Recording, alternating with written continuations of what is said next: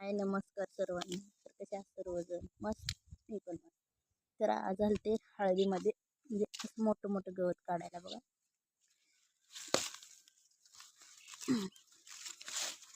हे बघा, धोत्राचं गवत, परत हे गवत, हे गवत आणि हळदीत ना लाल मुंग्याला येत त्या चावत्यात. भडभड भडभड भडभड करताय. चावलं की नाही तिथे गांधी उठलीच पाहिजे. हे बघा, हळद बघायचे.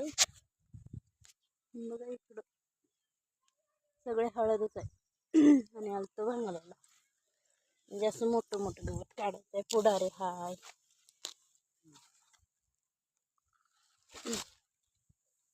8ला यायचं, 1ला जायचं. 12 वाजता